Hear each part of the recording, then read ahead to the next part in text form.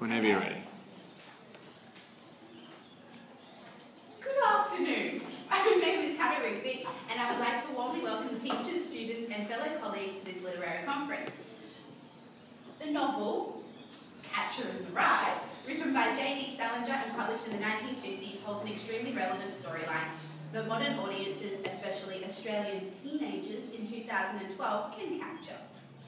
This is shown through the significant issues it raises throughout the novel, told by the protagonist, Holden Caulfield, who tells a cynical and jaded story of himself, a 16-year-old junior boy who has been expelled from multiple schools due to academic failure. Seeing the world through negative eyes, Holden stands poised and content at the edge of a cliff, on the verge of an emotional collapse, separating his childhood from his adulthood. Although you and I may not be able to personally relate back to this storyline and the stereotypical juvenile teenager that Holden is portrayed to be, there are many teenagers around you that could. Depression is a major issue that we can identify as an audience. We are led to believe that Holden goes through continual depression throughout the book. We as a teenage audience can identify with depression easily.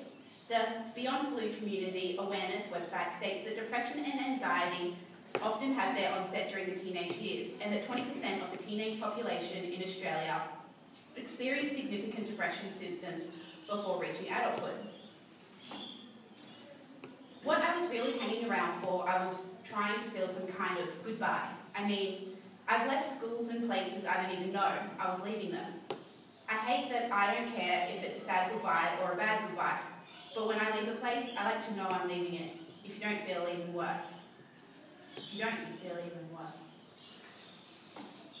This introduces us to a central paradox, linking the book's relevance to online statistics. Holden wants to make connections with people and places, but to do so means to make an emotional investment, which will probably end up depressing him. He explains that he would rather feel sad about leaving a place than feel sad at the fact that he doesn't get to feel connected enough to feel sad. The past obstructs the future, whether your past recollections are negative or positive. It generally will reflect on the present.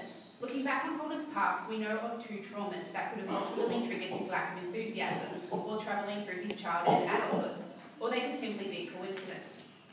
I personally think that these two traumas were a spark and foundation to his current emotional state, his negative actions and judgmental personality growing up. The death of Holden's brother, Ali Caulfield, and the sudden suicide of one of his schoolmates were a massive burden placed upon Holden. Imagine growing up a happy childhood, playing games and running around with your brother or sister or even your friends, telling them all your secrets, taking the blame for you, being there for you when you need a hug or need some advice, and then one day they die. Would that not put a huge burden on you? Would you not feel some sort of sorrow or some sort of despair? Even though some of you before me would deny your emotions if this event were to occur, all of you would know deep down that if this were to happen to you as it did to Holden, you would probably feel just as he does, maybe handling it in a different way, but still to some aspect labouring on in your grief just like Holden, which makes evident that this story is relevant to you and every other teenager in Australia, and the need for this novel to be studied is essential. Holden's harsh judgmental personality, or better known as his judgmental disposition or peculiarities, may come across in the novel as rude or even spiteful and obnoxious. However, some could say he just speaks the truth, says what everybody's thinking but doesn't want to admit or say, or could say he's down to earth in a weird, wacky way, and you could say that he's actually pretty funny, and because his negativity is so extreme, it makes him hilarious. Boy, when you're dead, they really fix you up. I hope to hell when I do die, somebody has sense enough to just dump me in a river or something. Anything except sticking me in a goddamn cemetery. People coming along and putting a bunch of flowers on your stomach on Sunday and all that crap. Who wants flowers when you're dead? Nobody. This is a clear example of how hilarious his downheartedness and the way in which he clearly carries on about how people are too conventional or too typical or phony. His negative judgments are simple and to the point. Another quote from the book that helps exemplify this is taken from chapter 24. I don't hate too many guys. What I may do, I may hate them for a little while, like this guy Stradlater I knew at Pensy, and this other boy, Robert Ackley. I hated them once in a while, I admit it. But it doesn't last too long, is what I mean.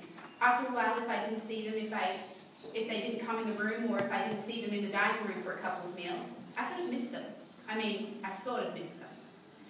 Every single one of you in this room knows somebody who is just so negative and sarcastic all the time that it's completely and utterly hilarious, right?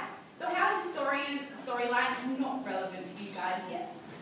A stereotypical juvenile delinquent, Holden Caulfield dresses, speaks and acts in a manner totally individual. He's a trendsetter, the leader of the pack, always in mischief and not a care in the world for poverty in third world countries, or children dying of cancer. I mean, you could say the same for the banditos that run Surfers Paradise. Or the big black American guys that live in the woods. They don't really have a soft spot. No care what's going on in the world. What's going on anywhere or between anyone but themselves? His language is unlike any other, saying bucks instead of dollars. Wait, goddamn and crummy, saying bucks instead of dollars. Finding human facts, flunking school and rebelling against all expectations from adults. These behaviours are what shape him as a person and unfortunately how people perceive him. This behaviour specifically relates back to the modern day audience. In fact, a few years ago, Australia had our own Holden Caulfield. Corey Worthington, a former neighbourhood nuisance, a boy who decided to hold a small gathering of 500 people without the consent of his parents.